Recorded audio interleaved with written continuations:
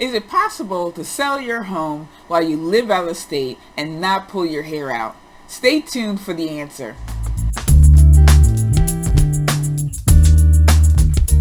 Hi, I'm Veronica Woods from Daniel Woods Real Estate Company, where we help our clients avoid making 5- and 6-figure mistakes when it comes to buying and selling real estate in the Philadelphia area. Now, there may come a time when you need to sell a home that you do not live in.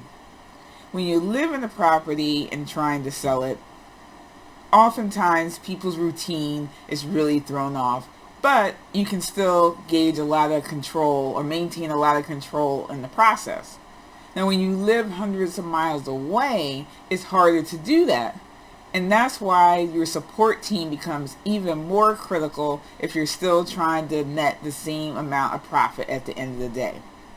So in this video, I'm going to share 5 tips about how to sell a property when you're out of state with less stress.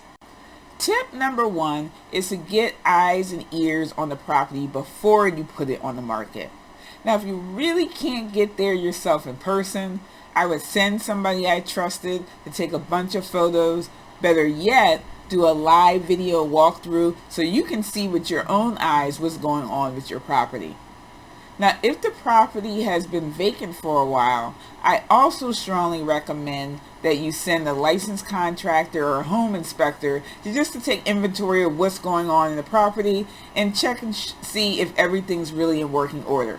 Really, for 2 reasons. 1, in Pennsylvania, you will be asked to fill out a seller's disclosure form. And 2, it's much better to get any potential problems highlighted early so that once you're not finding out stuff along with the buyer deep into the negotiation process. Tip number 2 is to think about how you will communicate from a distance. The truth of the matter is, real estate is pretty high tech today, where electronic signatures are pretty much the norm now, as well as video conference meetings. But you also want to think about how you will send critical documents. Will you be able to scan documents that are needed and send via email? How will you get the keys in the hands of the realtor that's helping you show the property?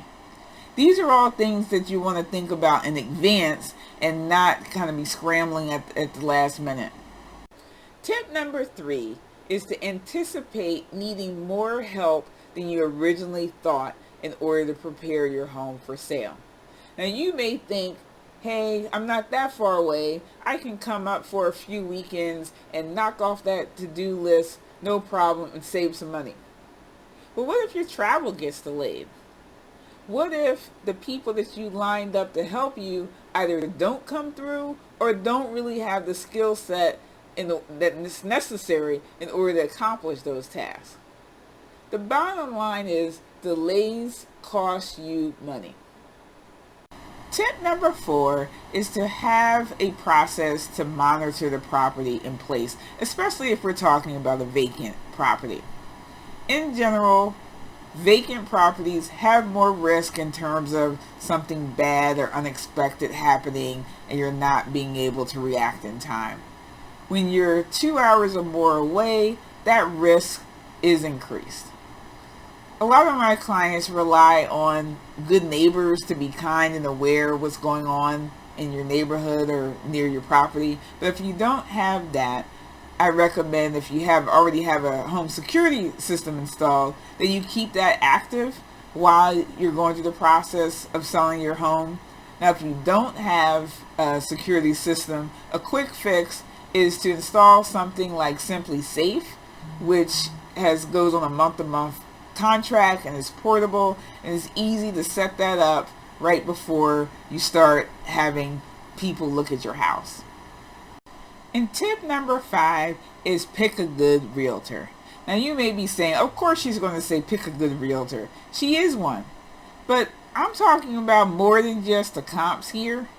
You want to pick someone who really understands the local use and occupancy requirements when it comes to selling a property. If it's an investment property, you want somebody familiar with the local tenant laws. I would ask someone how far far do you live or work from my property? If they're more than 45 minutes away, it's going to be hard for them to serve as that secondary point of contact to help you monitor the property, because they're just too far away no matter what they promise. And lastly, I would want to be clear about how they were going to communicate with me about how the process is going. Because when you live in the property, you kind of are a little more aware of how it's going, because you can see the traffic in and out your house, or the lack thereof. But if you're hundreds of miles away, you really rely more heavily on your realtor to really give you constant updates of how the process is going. In summary, there are a few additional things that you should be aware of or concerned about when you're selling a property out of state. The good news is that most of those concerns or challenges can be addressed with a good team and open communication with them. As a bonus tip, I'll tell you that you'll want to get your accountant on board early, because if you're selling a property out of your state of residency, there may be unexpected or anticipated tax consequences. So you'll want to stay on top of that too.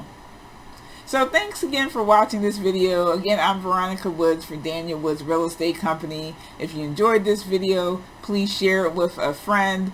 Also check out some of the other videos that we have on topics of buying and selling properties in our archives. Stay connected with us on social media. You'll find out when we're publishing the next tip. And as always, we're always looking to help our clients keep more money in their pockets.